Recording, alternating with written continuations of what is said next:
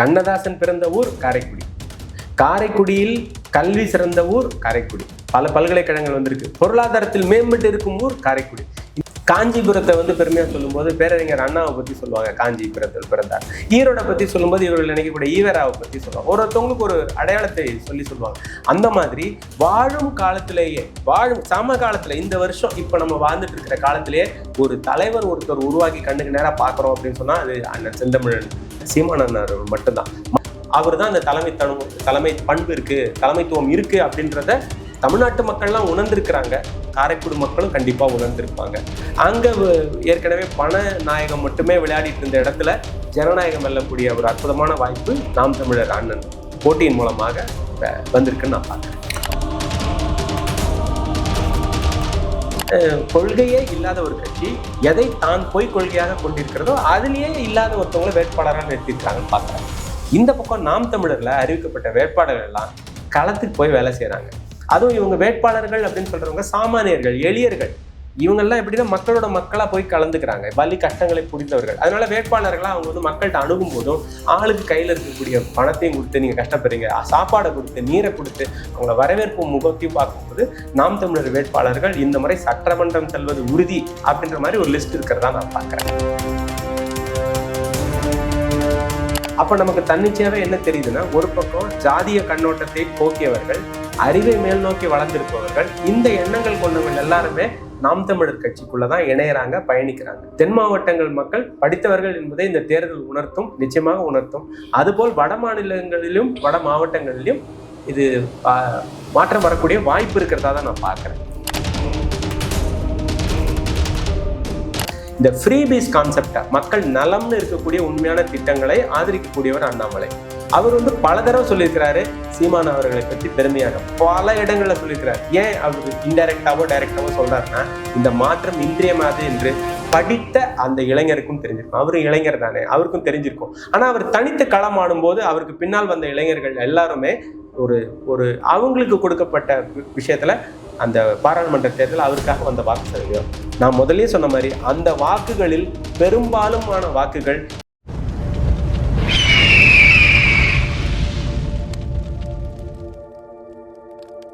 அரசியல் கருத நேயர்களுக்கு வணக்கம். இன்று நம்மோது சிறப்பு இருந்தார் கல்வியாளர் சூரியசேகர் அவர். வணக்கம் சார். வணக்கம் சகோ, எப்படி இருக்கீங்க? நல்லா இருக்கேன். நாம் தமிழர் கட்சி 2021, 2024 விட 2026 தேர்தலில் அணுகிற விதமே ரொம்ப அக்ரெசிவாக அணுகிறாங்க. இதோட ரிஃப்ளெக்ஷனாக இப்போது தென் மாவட்டங்களில் ஆல்ரெடி அதிமுகவை கிட்டத்தட்ட நெருங்குற லெவலில் வாக்குகளை பெற்றிருந்தாங்க பல தொகுதிகளில். இப்போ பார்த்தீங்கன்னா பூத் வாரியாக கணக்கு எடுக்கும்போது தென் மாவட்டங்களில் கிட்டத்தட்ட 20% வாக்குகள் தென் மாவட்டங்களில் மொத்தம் நாம் தமிழர் கட்சி பெறுது அப்படின்ற ஒரு சர்வேக்கள்லாம் வெளியாக தொடங்கியிருக்கு. ரெட்டிகள் போன்ற நிறுவனங்களும் சிலது அதை ஊர்ஜிதப்படுத்திருக்கு. எப்படி பார்க்குறீங்க இதை?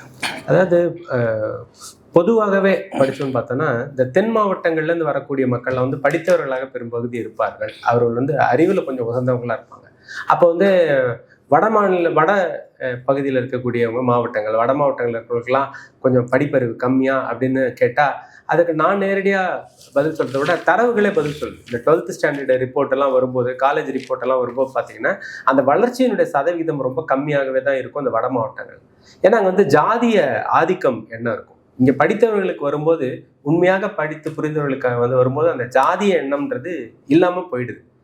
அதனால பார்த்தா பெரும்பகுதி அந்த ஆண்டர்பிரினர்ஸ், வணிகம் சம்பந்தப்பட்டவர்கள், நம்ம இவர் முன்னாடி காங்கிரஸ்ல இருந்த எம்பியா இருந்த வசந்த் அவரா இருக்கட்டும், அதற்கு முன்பாக அவருடைய சகோதரராக இருக்கட்டும், இவங்க எல்லாருமே பார்த்தாக்க படிப்பு சம்பந்தப்பட்டு ஆண்டர்பிரினர்ஷிப், வேலை வாய்ப்பு சம்பந்தப்பட்டு வந்தவங்க. இன்னைக்கு பார்த்தா தென் மாவட்டங்களில பெரும்பாலும் பாதிப்படைஞ்சவங்க நிறைய பேர் இருக்காங்க. எப்படின்னா இந்த கேரள பகுதிகளிலிருந்து கொட்டப்பட்ட குப்பைகள், அந்த கழிவுனால பாதிப்படைஞ்சவங்க, வேலை வாய்ப்பு, படித்தும் வேலை வாய்ப்பு கிஞ்சித்தும் நமக்கு கிடைக்கலன்றதும், அதே மாதிரி நம்ம சுய தொழில் செஞ்சா கூட அதற்கான ஒரு நமக்கு தேவையான ஒரு பொருளாதார வசதி கிடைச்ச மாதிரியாகவும் அவங்க சூழல் இல்லை. அப்ப நமக்கு தன்னிச்சையாவே என்ன தெரியுதுன்னா, ஒரு பக்கம் ஜாதிய கண்ணோட்டத்தை போக்கியவர்கள், அறிவை மேல் நோக்கி வளர்ந்திருப்பவர்கள், இந்த எண்ணங்கள் கொண்டவர்கள் எல்லாருமே நாம் தமிழர் கட்சிக்குள்ளதான் இணையறாங்க, பயணிக்கிறாங்க. இதுல ஒரே ஒரு விஷயத்த தான் நான் பாக்குறேன். நீங்க சொல்லும் போது என்ன சொன்னீங்கன்னா, 2021, 24 விட இவங்க ரொம்ப தீவிரமா போறாங்க அப்படின்னு. இந்த நாம் தமிழர் கட்சின்றது தீவிரமாக போவது போல் சித்தரிக்கப்படுகிறது. அந்த தீவிரம் எப்பயுமே ஒண்ணுதான், ஆரம்பத்துல என்ன தீர்வு, அந்த அந்த இது வெறி இருந்ததோ, அந்த ஒரு உத்வேகம் இருந்ததோ, ஆக்ரோஷம் இருந்ததோ, அதே தான் இப்பயும் இருக்கு. என்ன ஒண்ணுன்னா, முன்னாடி ஒரு 2-3 பேரா இருந்த மேடைகள் இப்போ வந்து 20-30 மாறி 200-300 மாறிடுது. முன்னாடி வெறும் 1.1% இருந்தது, இப்போ வந்து 8 கிட்டத்தட்ட 5% மேல வந்திருக்கும் போது இதனுடைய பாய்ச்சல் அதிகமா தெரியுது. அதை தான் நம்ம வந்து பாக்குறோமே தவிர, ஏன்னா கூடி இருக்கக்கூடிய மக்களுடைய வேகம், அந்த ட்ரெயின் கேம் விளையாடுவோம் பார்த்தீங்களா, அந்த ட்ரெயின் இப்படி போயிட்டே இருக்கும், அந்த கம்ப்யூட்டர்ல இழுத்துக்கிட்டே போகும். அந்த மாதிரி இங்க வந்து இந்த என்ஜினாக அண்ணன் சீமான் அவர்கள் இழுத்துக்கிட்டே போறாரு. மக்கள் உள்ள சேர சேர உங்களுக்கு அந்த தீவிரம் மாதிரி தெரியுது. அந்த வேகம் அதே தான். பெட்டியினுடைய எண்ணிக்கை அதிகானதுனால உங்களுக்கு அந்த மாதிரி தோணுது. தென் மாவட்டங்கள் மக்கள் படித்தவர்கள் என்பதை இந்த தேர்தல் உணர்த்தும், நிச்சயமாக உணர்த்தும். அதுபோல் வட மாநிலங்களிலும் வட மாவட்டங்களிலும் இது மாற்றம் வரக்கூடிய வாய்ப்பு இருக்கிறதா தான் நான் பார்க்குறேன். குறிப்பாக திருமாவளவன் அவர்கள் மீண்டும் தமிழக காலத்துக்கு வந்தது காரணமே சீமான் அவர்கள் தான் அப்படின்னு சொல்லிட்டு சொல்லப்படுது. குறிப்பாக பழைய சமூக வாக்களை வந்து பல இஷ்யூக்களை பேசி சீமான் அவர்கள் தன் பக்கம் திருப்பினார். விசிக்காத கோர் ஓட் பேங்காக இருக்கக்கூடிய பழைய சமூகம் நம்மளை விட்டு போயிட போதுன்ற அச்சத்தில் தான் மீண்டும் திருமாவளவன் வந்து தமிழக அரசியலுக்கு வந்திருக்காருன்னு சொல்லப்படுது. எப்படி பார்க்குறீங்க? அது மட்டும் கிடையாதுங்க. அது வந்து ஒரு காய் நகர்த்துதல் வந்து நான் ஒவ்வொரு முறையும் பார்த்தீங்கன்னா, உங்களுடைய எல்லா வாட்டி நம்ம பேட்டி கொடுக்கும்போது நான் உங்களுக்கு சொல்ற ஒரே ஒரு விஷயம் என்னன்னா, இவங்களுக்குள்ள இருக்க போட்டியை இவங்களுக்குள்ளே வச்சுக்கணும்னு பார்க்குறாங்க. இந்த திராவிடம் மதவாதம் இந்த சக்தி வச்சுக்கணும் தான் பார்க்குறாங்க, நாட்டை சுரண்டுறதுன்னு பார்க்குறாங்க. மொழியால் அனைத்தையும் ஒன்று சேர்த்து ஓர்மையை கொண்டு வரக்கூடிய தமிழ் தேசியத்தை இவர்கள் விரும்பவில்லை. அதுக்காக இவங்க என்ன வேணா பண்ணுவாங்கன்றதை நான் பல தடவை சொல்லியிருக்கிறேன். இப்போ இதுல நீங்க சொல்லாத ஒரு பகுதி கூட நான் எடுத்து பேசுறேன். அவர் தமிழக வாழ்வுரிமை கட்சியை சேர்ந்த வேல்முருகன் அவர் என்ன பண்ணியிருக்காரு குளத்தூர்லன்னு பார்த்தீங்களா, ஒரு வேட்பாளரை நிறுத்தியிருக்கிறாரு, ஆதரவிக்கிறாரு. எதுக்காக? அங்க குளத்தூர்ல மு.க. ஸ்டாலின் அவர்களுக்கு எதிராக அங்க ஒரு வேட்பாளரை இவ்வளவு நேரம் கூட்டணியில பயணித்தவர், ஒரு எதிர்ப்பு தெரிஞ்சவர், ஒரு வேட்பாளரையே கொண்டு நாங்கள் நிறுத்தக்கூடிய வாய்ப்பையே உருவாக்குறாருன்னு பார்த்தீங்கன்னா இந்த கணக்கு தெரிஞ்சு போயிடும். என்ன கணக்கு? எதிர்ப்பு வாக்குகள் திமுக நிறைய இருக்கு. அந்த எதிர்ப்புகளை எப்படிலாம் பிரிக்க முடியும்? அப்ப தமிழக வாழ்வுரிமை கழகத்தை சேர்ந்த அவர் தலைவர் அவர் வந்து ஒரு பகுதியை பிரிச்சிருவாரு.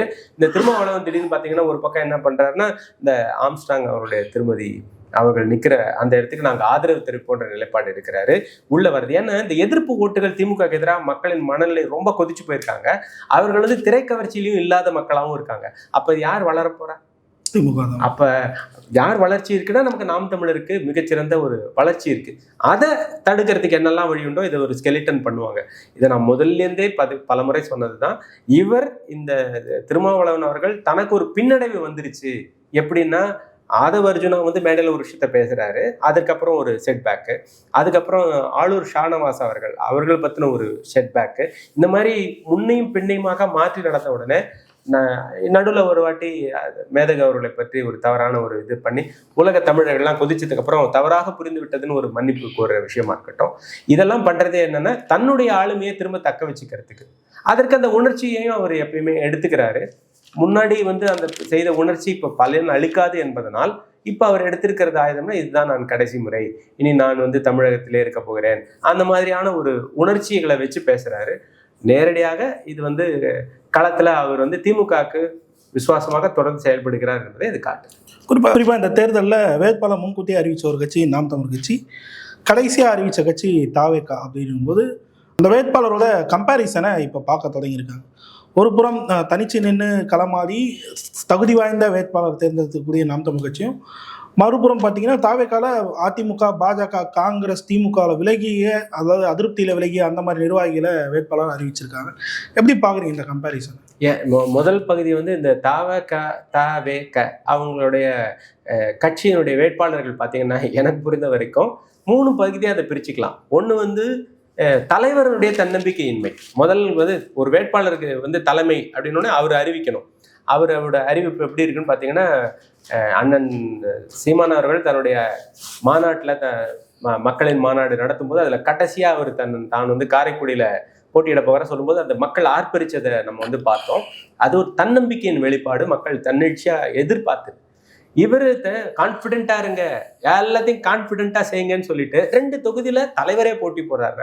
இது ஒரு முன்னுதாரணம். எதற்கான முன்னுதாரணம்னு தெரியல. இது ரொம்ப ஆபத்தான முன்னுதாரணம். ஏற்கனவே ஒருத்தவங்க போட்டியிடலையா, 2 தொகுதியில் இருக்காங்களா, முன்னாடிலாம் இல்லையா அப்படின்னு சொல்லி கேட்டா இவர் தான் கான்பிடென்டா இருக்காரு. போட்டியை இவருக்கும் அவருக்குன்னு சொல்றவர உண்மையானவராக இருந்தால் அவர் விஜய் அவர்கள் என்ன பண்ணியிருக்கலாம்னா குளத்தூர்ல போட்டி போட்டிருக்கலாமே நேரடியாக, இல்ல 2 தொகுதி, ஒன்னு எடப்பாடி தொகுதியிலையும் இன்னொன்னு குளத்தூர் தொகுதியிலையும் போட்டி போட்டிருந்தாருன்னா பிரச்சனை தீர்ந்துச்சுல, நமக்கும் டென்ஷன் இல்லை. சரி, இவங்களுக்குள்ள யாரோ ஒருத்தவங்க வர போறாங்க, மக்களுக்கு முடிவு பண்ண ஒரு வசதி வாய்ப்பு இருக்குல்ல, அதை அவரால் ஏன் செய்ய முடியல? ஏன்னா இவர் தானே கடைசியா அறிவிக்கிறார், மற்றவங்களாம் முன்னாடி அறிவிச்சிட்டாங்கல்ல, இப்போ இவர் கடைசியா அறிவிச்சார். எப்படி நான் வந்தேன் பாத்தீங்களா, சர்ப்ரைஸா, இவர் தான் மாஸ் கட்சியாச்சே, பண்ணிருக்கலாம்ல, அதை இவர் செஞ்சாரா? அது முதல் கேள்வி. எது தலைவன் பகுதியா நான் பாக்குறேன். அப்ப அது 2 தொகுதிகளில் எப்போ போட்டிடுறாரோ, இதுல ஜெயிச்சா அது, இதுல தோத்தா இது, இதுல தோத்தா இது, 2த்துலயுமே தோக்க போறவங்களுக்கு எத்தனை இருந்தா என்ன அப்படின்றதான். இதை நம்ம ரெக்கார்ட் பண்ணி வச்சுக்கலாம். தேர்தல் மே மாசம் 4ஆம் தேதி முடிவு வரும்போது கூட இதை நம்ம பார்த்து பேசலாம். 2வது பகுதி பார்த்தீங்கன்னா ஒரு லிஸ்ட் ஒன்று கொடுக்குறாரு. அதுல நான் 2வதா எப்படி பார்க்குறேன்னு சொன்னா, அது வந்து பணக்காரர்களுடைய பட்டியல், அதை தான் வெளியிடுறாரு. பணக்காரர்களுடைய பட்டியலை வெளியிடுறது எப்படின்னாக்க, இந்த சொத்து சேர்த்தவர்கள் எப்படி எப்படிலாம் மக்களை அடித்து சுரண்டி சொத்து சேர்த்தவர்கள், எப்படி எப்படிலாம் அதிகாரத்தை துஷ்பிரயோகம் செய்து லஞ்ச லாவணியத்தில் ஊரெடுத்தவர்கள், அவங்களுக்கு ஒரு லிஸ்ட். அது வந்து கூடவே என்ன சொல்லிடலாம், இதெல்லாம் வந்து சமுதாயத்திற்கு சீர்கேடு அப்படின்னு சொல்லுவோம். அதுல இந்த போலீஸ் ஸ்டேஷன்ல அக்யூஸ்ட் லிஸ்ட்னு ஓட்டுவாங்க, அல்லது எஃப்ஐஆர்ல போடுவாங்க, அல்லது ஒரு கம்ப்ளைண்ட் அவங்க பேர்ல பதிவு பண்ணப்பட்டிருக்கும். எல்லார் மேலேயுமே கம்ப்ளைண்ட் இருக்கும். இப்ப அண்ணன் சீமான் அவர்கள் மேல கூட எஃப்ஐஆர் இருக்கு, அவருடைய காப்பிலே இருக்கு. அது எதற்காக பதியப்பட்டதுன்றதை பார்க்கணும். போலீஸ்ல கம்ப்ளைண்ட் இருக்குன்னு உடனே எல்லார் மேலேயும் குற்றச்சாட்டு இருக்குன்னு என்ன காரணத்திற்கான குற்றச்சாட்டு பார்க்கணும்.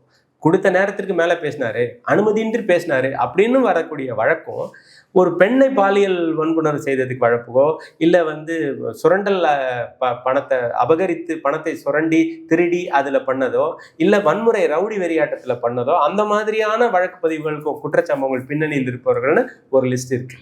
அது நான் சொல்லலை, காணொலிகள் பல இருக்கு, நீங்க பார்த்துருப்பீங்க. அடுத்தது இந்த 3வது இருக்கிறதுலயே மிக மிக மிக மிக அற்பத்தனமான ஒரு அரசியல். இதை நான் உங்ககிட்ட இது 4வது முறையா நம்ம அரசியல்காரோட நேயர்களுக்கு நான் பதிவு பண்றேன். அவர் ஒரு 7 நாள் ஸ்கீம் வச்சிருப்பாருன்னு நான் உங்களுக்கு சொல்லியிருக்கேன். விஜய் 7 நாள் தான் வேலை செய்வாருன்னு சொன்னேன். அந்த 7 நாட்கள் வரப்போகுது. 13, 14ஆம் தேதியிலேருந்து வேலை செய்வார். அவருடைய திட்டம் என்னன்றது தெளிவா அப்பதான் தெரியும். எல்லாரும் வச்சாங்க இன்னும் வரல. நான் இப்பயும் சொல்றேன், அவர் இன்னும் வரமாட்டார். 13ஆம் தேதிக்கு மேலதான் வருவார். அந்த 7 நாளுக்குள்ள அவர் செய்யக்கூடிய மாற்றத்தை உலகமே பார்க்கும். ஆனா அது வெற்றியை தரக்கூடிய திட்டமாக இருக்காது. அதற்காகத்தான் அவர் கிட்டத்தட்ட 90-100 பேருக்கு மேல அவருடைய கட்சியை சார்ந்த மாவட்ட செயலாளர்களையே வேட்பாளர்களாக நிறுத்தியிருக்கிறார். கவனிச்சிருக்கீங்களா? அதை எதுக்காக அவர் மாவட்ட செயலாளர்களை நிறுத்திருக்காருன்னா, மாவட்ட செயலாளர்கள் அடிப்படையில் யாருங்க? அவரோட ரசிகர் மன்றம். அப்போ அவருடைய ரசிகர் மன்றத்துக்கு எப்படி டிக்கெட்டுக்கு பணம் கலெக்ட் பண்ணணும்னு தெரியும், எப்படி அந்த டிக்கெட்டை வந்து ஃபர்ஸ்ட் டே ஃபர்ஸ்ட் ஷோ போய் கொண்டு சேர்க்கணும்னு தெரியும், எப்படி அந்த மக்கள் கிட்ட இருந்து அந்த 1000 ரூபாய் 2000 ரூபாய் டிக்கெட்டை வாங்கி அந்த ரசிகனை கொண்டு சேர்க்க முடியும்னு தெரியும். அந்த சூட்சுமம் தெரிஞ்சவர்களை தான் வேட்பாளர்களை வச்சிருக்கார். அவர்களை அழகாக அற்புதமாக பயன்படுத்தி 7 நாட்களில் ரசிக மனப்பான்மையில் இருக்கக்கூடிய மக்களை வாங்கலாம்னு பார்க்குறாரு. அன்பார்ச்சுனேட்லி ரசிகர்கள் எல்லாம் படித்தவர்களா இருக்காங்க, விவரம் தெரிஞ்சவங்களா இருக்காங்க. கை தட்டுறது வேற, விசில் அடிக்கிறது வேற, வாக்கு செலுத்துறது வேற அப்படின்னு வரப்போகுது. அப்படிதான் அந்த வேட்பாளர் பட்டியலை நான் பார்க்குறேன். அதுலேயும் குறிப்பா ஜாதி ரீதியாக தான் அவர் அடையாளப்படுத்துறாரு. அவர் என்ன சொல்றாருன்னா, மதச்சார்பற்ற சமூக நீதி அப்படின்றாரு. அவர் ஒரு கொள்கை, ஒரு புது வகையான ஒரு பித்தலாட்டம். அந்த ஒரு கொள்கைக்கு எப்படி இவர் வந்து ஜாதியை பார்த்து கொடுத்தாரு. இவர் நிற்கிற தொகுதியுமே அப்படிதான் இருக்கு. மதத்தையும் சார்ந்திருக்காரு, ஜாதியும் சார்ந்திருக்காரு. அது நிறுத்தக்கூடிய ஆட்களையும் அது மாதிரி நிறுத்திருக்காருன்னும் போது, கொள்கையே இல்லாத ஒரு கட்சி எதை தான் போய் கொள்கையாக கொண்டிருக்கிறதோ அதுலயே இல்லாத ஒருத்தவங்களை வேட்பாளராக நிறுத்திருக்கிறாங்கன்னு பார்க்குறாங்க. இந்த பக்கம் நாம் தமிழர்ல அறிவிக்கப்பட்ட வேட்பாளர்கள் எல்லாம் களத்துக்கு போய் வேலை செய்யறாங்க. அதுவும் இவங்க வேட்பாளர்கள் அப்படின்னு சொல்றவங்க சாமானியர்கள், எளியர்கள். இவங்கெல்லாம் எப்படின்னா மக்களோட மக்களா போய் கலந்துக்கிறாங்க. இப்போ உதாரணத்துக்கு நட்சத்திர வேட்பாளர்கள் நம்ம நினைக்கக்கூடிய ஃபர்ஹானா சகோதரி அவர்களா இருக்கட்டும், இல்ல கோவை கார்த்திகா அவர்களா இருக்கட்டும், இல்ல இடும்பாவனம் கார்த்திகா அவர்களா இருக்கட்டும், இவங்கெல்லாம் மக்களோட மக்களா இணைந்து அவர்களோட சாப்பிட்டு அவர்களோட, இது புதுசு கிடையாது. அவர்கள் பயணிப்பது எல்லாமே அவருடைய வலி கஷ்டங்களை புரிந்தவர்கள். அதனால வேட்பாளர்களா அவங்க வந்து மக்கள்கிட்ட அணுகும் போதும் ஆளுக்கு கையில இருக்கக்கூடிய பணத்தையும் கொடுத்து நீங்க கஷ்டப்படுறீங்க, சாப்பாடை கொடுத்து நீரை கொடுத்து அவங்கள வரவேற்பு முகத்தையும் பார்க்கும்போது நாம் தமிழர் வேட்பாளர்கள் இந்த முறை சட்டமன்ற செல்வது உறுதி அப்படின்ற மாதிரி ஒரு லிஸ்ட் இருக்கிறதா நான் பார்க்கிறேன். இப்ப காரைக்குடியில நாளுக்கு நாள் சீமானுக்கான ஆதரவு வந்து பெருகிட்டு வர்றது வந்து பார்க்க முடியுது. அவரோட பொதுக்கூட்டங்களும் அவரோட திருமுனை பிரச்சாரங்களையும் அதை பார்க்க முடியுது. எப்படி பாக்குறீங்க காரைக்குடியை? அதாவது கண்ணதாசன் பிறந்த ஊர் காரைக்குடி, காரைக்குடியில் கல்வி சிறந்த ஊர் காரைக்குடி, பல பல்கலைக்கழகங்கள் வந்திருக்கு, பொருளாதாரத்தில் மேம்பட்டு இருக்கும் ஊர் காரைக்குடி. இந்த மக்களுக்கும் இவர் பிறந்த ஊர் அண்ணன், அதாவது எப்படி சொல்லுவோம்னா, காஞ்சிபுரத்தை வந்து பெருமையா சொல்லும்போது பேரறிஞர் அண்ணாவை பத்தி சொல்லுவாங்க, காஞ்சிபுரத்தில் பிறந்தார். ஈரோட பத்தி சொல்லும்போது இவர்கள் நினைக்கக்கூடிய ஈவேராவை பத்தி சொல்லுவாங்க. ஒருத்தவங்களுக்கு ஒரு அடையாளத்தை சொல்லுவாங்க.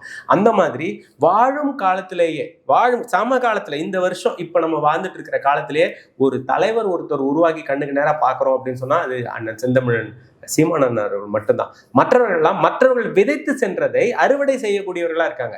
இவர் அப்படி கிடையாது. இவரே ஒரு நிலத்தை எடுத்து, அதுவும் பாழ்பட்ட நிலம், முன்னோர்கள் விட்டு சென்ற அந்த நிலத்துல கொஞ்சம் கொஞ்சமா இருந்ததெல்லாம் எடுத்து அதை ஒரு செப்பனிட்டு இன்னைக்கு ஒருமைப்படுத்தி அதற்கு பின்னால் செழுமையான ஒரு விதையை இட்டு கொண்டு வருகிறார். அவருக்கு நேர அவர் தான் அந்த தலைமை பண்பு இருக்கு, தலைமைத்துவம் இருக்கு அப்படின்றத தமிழ்நாட்டு மக்கள்லாம் உணர்ந்திருக்கிறாங்க.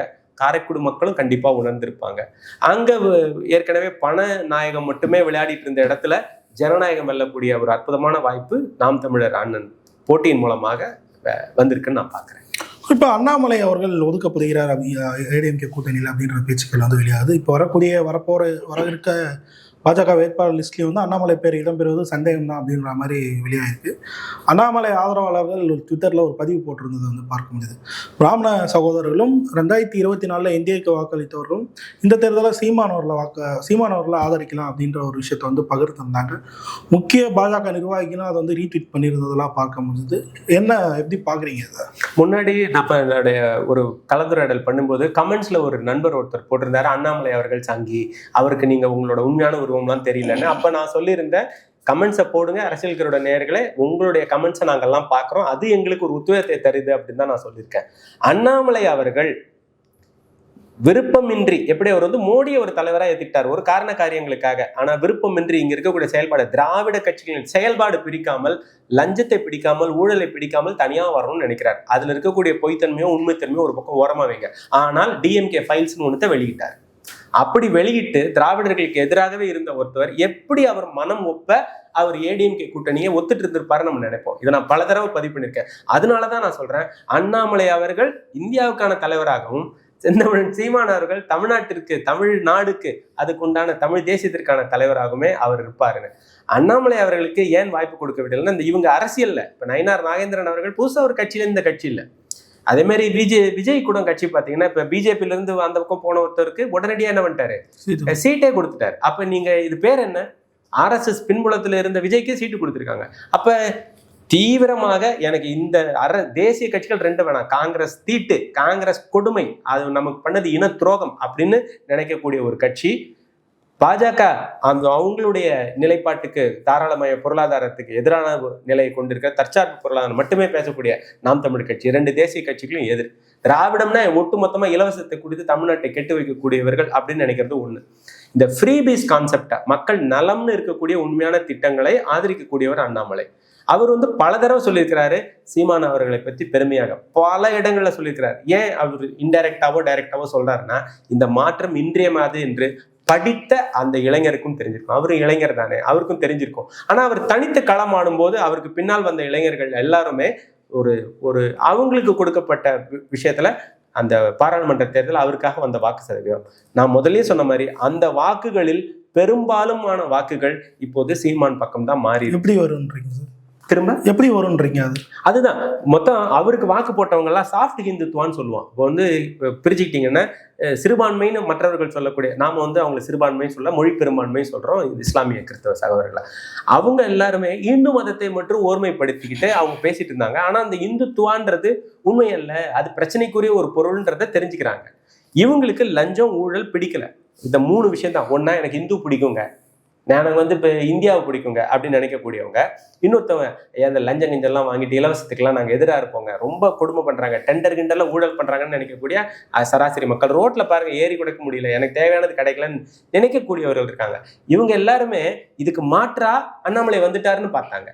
இப்போ என்ன ஆயிடுச்சுன்னா, அண்ணாமலை அவர்களுடைய வளர்ச்சி நல்லா வந்துச்சு. ஆனால் இவங்க திரும்ப பாஜகவும் அஇஅதிமுக கூட்டு வச்சதுனால அந்த மக்களுக்கு இப்போ அவர் மேல இருக்கிற ஈர்ப்பு ஏன் வருதுன்னா, பிரதமர் மோடி அவர்கள் வரும்போது அவருக்காக கூட்டம் வரல, அவருக்காக கூட்டப்பட்டது. ஆனா அண்ணாமலை அவர்கள் பெயர் சொல்லும்போது, அமித்ஷா அவர்கள் அந்த பேரை சொல்லும்போது கரகோஷம் எப்படி விண்ண பழக்குதுன்னு அவர் மக்கள் உணர்ந்துட்டு இருக்காங்கன்னு அர்த்தம். இப்ப நான் அண்ணாமலை தூக்கி வச்சு கொண்டாடல, இதை நாம் தமிழ் சகோதரர்கள் நான் அண்ணாமலை தூக்கி வச்சு பேசுறதா நினைச்சிட்டு இருக்க வேண்டியதில்லை. ஆனால் அண்ணாமலை என்ற நபர் தெளிவாக என்ற பாஜகவினுடைய முன்னாள் தலைவர் அவர்கள் தெளிவாக நாம் தமிழர் சீமான் அவர்களை தமிழ்நாட்டுக்கான தலைவராக இன்டைரக்டா அடையாளப்படுத்துகிறார் அப்படின்னு நான் பாக்குறேன். பல நிகழ்ச்சிகளில் அவர் கலந்து கொள்வதை தவிர்க்கிறார். மேடைகளில் பேசும்போது அவர் லேஸ்ல இட போட்டுறாதீங்க சீமான், அவர் கால்குலேட் பண்ணி தான் எல்லாத்தையும் மூவ் பண்றாருன்றாரு. ஒரு கொள்கை எனக்கு ஒரு பிடிக்குதோ இல்லையோ ஆனா ஒரு கொள்கையில தெளிவா இருக்காருன்னு பேசுறாரு. இந்த மாதிரி அவர் வேற எந்த தலைவரையும் பாராட்டி பேசவே இல்லை, என்றைக்குமே பேசுனதில்லை. இப்ப நான்லாம் உதாரணத்துக்கு சொல்றேன், நான் வந்து அண்ணாமலையோட தீவிர ஃபேனுன்னு வச்சுப்போமே கட்சி சார்பா. இப்ப அண்ணாமலை அவர்கள் இப்படி சொல்லும் போது என்னோட பார்வை கொஞ்சம் சீமான் பக்கம் திரும்புது. ஆஹா, இப்ப அண்ணாமலை அவர்கள் அதுல இல்லை, அண்ணாமலைக்கு வேட்பாளர் போதுவே இருக்க போறது இல்லையான்னு தெரியாத போது அந்த மாதிரி பல இடங்களில் இருக்கக்கூடிய அண்ணாமலையின் ஆதரவாளர்கள் நாம் தமிழருக்கு ஆதரிக்கக்கூடிய வாய்ப்பு இருக்கிறது. குறிப்பா பாஜக நிற்கக்கூடிய 27 தொகுதிகளில் அது பெருமளவு இம்பாக்ட் ஏற்படுத்தும் சொல்லப்படுது. இது உண்மை நினைக்கிறீங்க? அதான் 3 வகையா அதில் பிரிச்சுக்கலாம். ஒண்ணு வந்து காங்கிரஸினுடைய பின்னடைவு. காங்கிரஸ்ல இப்ப இன்ன வரைக்கும் ஒரு மாணிக்கம் தாக்கூர் அவர்கள் வந்து தன்னுடைய ஒரு பொறுப்புல இருந்து நான் ரிசைன் பண்ணிக்கிறேன், ராஜினாமா செஞ்சுக்கிறேன் அப்படின்றாரு. கீழ்மட்ட லெவல்ல சில பேர் வந்து தாவக்கோட போகணும், சில பேர் திமுக நம்மளை, அதாவது தாவக்கோட போகணுன்ற எண்ணம் வேற, திமுக நம்மளை அவமானப்படுத்துதுன்னு நினைக்கிற எண்ணம் வேற. அது தென் மாவட்டங்களிலையும் பிரதிபலிக்குது. அப்ப நம்மளை அவமானப்படுத்துற இடத்துல நம்ம இருக்கணுமா, நமக்கு சுயதௌரம் இல்லையா, நமக்கு ஒரு வெக்கமான இல்லையான்னு நினைக்கக்கூடியவங்க எல்லாம் என்ன பண்ணிடுறாங்கன்னா அந்த காங்கிரஸ் கூட்டணிட்டு வெளில வந்துடுறாங்க. மக்களா சொல்ற ஒரு அடிப்படையா தொண்டர்கள் யாருமே இல்லை, அனுதாபிகள் இருந்திருப்பாங்க இல்லையா, அவங்க எல்லாம் வெளில வந்துடுறாங்க. அதே போலதான் இந்த பாஜகலையும் இவங்க 2 பேருமே இந்த திமுக அதிமுகவுக்கு மாற்றாகவே நினைத்து கொடுக்க, அதாவது நேருனுடைய லெகாசி ராஜீவ்காந்திக்கு அப்புறம் ராகுல் காந்தி மேல ஒரு சாஃப்ட் கார்னர். அவரு நம்மால்ப்பா, நம்ம ராகுல் காந்திப்பா, இன்னும் சின்ன பையன் மாதிரி அவரை ஒரு நினைச்சுக்கிட்டு அப்படி ஒரு ஃபீலோட இருக்கக்கூடிய மக்கள் வந்து தமிழக மக்கள் எப்பயுமே இந்த காங்கிரஸ் மேல. ஏன்னா இவங்களுக்கு நமக்கு சொல்லப்பட்ட வரலாறு என்ன, காங்கிரஸ் பேரியக்கம் விந்திய வரலாற்றுக்கு பாடுபட்டது காந்தி நேரு. இதை இப்ப நீங்க இந்த காந்தின்ற பேரை பிடிச்ச உடனே ராகுல் காந்தியும் நேரு ராஜீவ் காந்தியும் இந்திரா காந்தி எல்லாமே நம்ம காந்தி பரம்பரைன்ற ஒரு எண்ணமும் வரலாற்று ரீதியா நம்ம மேல வழங்கப்பட்டிருக்கனால அந்த சாஃப்ட் கார்னர் இருக்கு. இப்ப அது என்ன ஆயிடுச்சுன்னா காங்கிரஸ் ஓட்டும் 2ஆ பிரியுது, பிஜேபி ஓட்டும் 2ஆ பிரியுது. ஏற்கனவே திமுக அதிமுக எல்லாம் வேணான்ற மனநிலையில் இருக்கிறவங்க எல்லாம் விஜய் பக்கம் போயிருவாங்களாம் நினைச்சா லைனா விஜய் அவர்கள் பண்ணின வேலைகள்லாம் வெளியில் தெரிஞ்ச உடனே இவர்களுக்கு உண்மை தெரிந்து விட்டது. நாம் தமிழரே மாற்று, இவர்களுக்கு சிறந்த மாற்று இதுதான், நமக்கு சிறந்த மாற்று இதுதான் அப்படின்னு வராங்க. அதுதான் நமக்கு வாக்கா மாறும் நான் நினைக்கிறேன். இதே ஒரே தான் இப்போ காங்கிரஸ் திமுக அந்த இதேயான உறவு வந்து சரியா இல்லை, சில நாட்களாக அது வந்து வெட்ட வெளிச்சமாக தெரியுது. ஸோ காங்கிரஸ் நிற்கக்கூடிய தொகுதிகளில் நாம் தமிழர் ஒரு எஜ்ஜி இருக்கு அப்படின்னு சொல்லப்படுது. எப்படி பார்க்குறீங்க இதை? அதே தான் நான் திருப்பவுமே சொல்றேன். அந்த நாம் தமிழருக்கு வந்து கிங் மேக்கரா ஸ்பாய்லரா இந்த மாதிரிலாம் கேள்விகள்லாம் கேட்டுட்டு இருக்காங்க. நான் வந்து ஒரு காழ்ப்புணர்ச்சியோட ஊடகங்கள்லாம் செயல்படுதுன்னு பார்க்குறேன். பேரையே நம்ம சொல்லலாம், புதிய தலைமுறையில ஒரு நிகழ்ச்சி ஒன்று ஒளிபரப்புறாங்க ஏதோ ஒன்று போடும்போது. இப்போ பார்த்தீங்கன்னா 4 முனை போட்டி, ஆஹா 4 முனைன்னு சொல்ற லெவலுக்கு நாம் தமிழரை பத்தி பேசுறீங்களாடா பரவாயில்லையப்பா அப்படின்னு நம்ம நினைக்க தோணுனா அதுல எழுதியிருக்காங்க திமுக, அதிமுக, டிவிகே விஜய், அதுக்கப்புறம் சீமான். உங்களோட எண்ணம் என்ன? 4வதா சீமான். 4வதா சீமான். சீமான்னு போடுறீங்க, முதல்ல என்ன போட்டீங்க திமுக, அடுத்து என்ன போடுறீங்க அதிமுக, அடுத்து என்ன போடுறீங்க டிவிகே விஜய், அடுத்தது என்ன சீமான். அப்போ உங்களுடைய எண்ணமே என்னன்னா உளவியல் ரீதியான தாக்குதலை. அப்போ ஒரு ஊடகத்தை பார்க்குறோம், அப்படி இந்த ப்ளூ கலர் லைட்டை யாரு கொடுக்குறோம், ரெட் கலர் லைட்டை யாரு கொடுக்குறோம், கிரீன் கலர் இந்த கலர் காம்பினேஷன்ல வீடியோல எதை ஹைலைட் பண்ணணுமோ தெரியும். இப்போ ஒரு கருப்பு சட்டை நம்ம போட்டுட்டு வரோங்க, அதுல வெள்ளை புள்ளி வைக்கிறது எப்படி இருக்கு, வெள்ளை சட்டை போட்டுட்டு வந்து கருப்பு புள்ளி வச்சா எப்படி இருக்கும். அப்ப அந்த மாதிரியான ஒரு இதை 4வது இடத்துக்கு வச்சு அதை தள்ள விட்டு அது ஒரு தனிநபரின் கட்சியை போல கொண்டு வர பாக்குறாங்க. அண்ணன் சீமான் அவர்கள் நான் சொன்ன மாதிரி இது எல்லாத்தையும் ஒருங்கிணைச்சு நாம் தமிழரா கொண்டு வந்திருக்காங்க அந்த கட்சியினுடைய தன்மையா. இப்ப எப்படின்னா நீங்க கேட்ட அந்த கேள்விக்கான பதில், இந்த பிரிவினைகள் எல்லாமே ஊடகத்தாலேயோ இல்லை மற்றதுனால ஏற்படுத்தலாம். கள நிலவரப்படி இன்னைக்கு காலையில ஒருத்தவர் எனக்கு அழைக்கிறாரு, அவங்க அப்பாவுக்கு வந்து 4 யூனிட் குருதி தேவைப்படும். இன்னைக்கு காலையில உடனடியாக அந்த குருதிக்கு நான் எங்க யாருக்கு அழைச்சு சொல்றேன் அப்படின்னா நாம் தமிழர் பாசறைக்கு சொல்றேன். சொல்லப்படாமல் களப்பணிகளை ஆற்றிக் கொண்டிருக்கிறது மாநில அளவில் நாம் தமிழருடைய குருதி கொடை பாசறை. அப்ப இந்த குருதி ஏற்றினவங்களுடைய குடும்பம் இருக்கு பார்த்தீங்களா, அவங்க எல்லாம் இப்ப என்ன பண்ணுவாங்கன்னு நினைக்கிறீங்க? அவங்க எங்க வேணா விசுவாசமா இருப்பாங்க, பொருள் வாங்குறதுல வாக்கு செலுத்துறதுல நாம் தமிழருக்கு விசுவாசமா இருப்பாரு. அப்படி இருக்கிறதுனாலதான் வாக்கு சதவீதம் ஏறிக்கிட்டே இருக்கு அப்படின்னு நான் எப்பயும் நினைக்கிறேன். பல்லருக்கு தெளிவாக நேரத்தை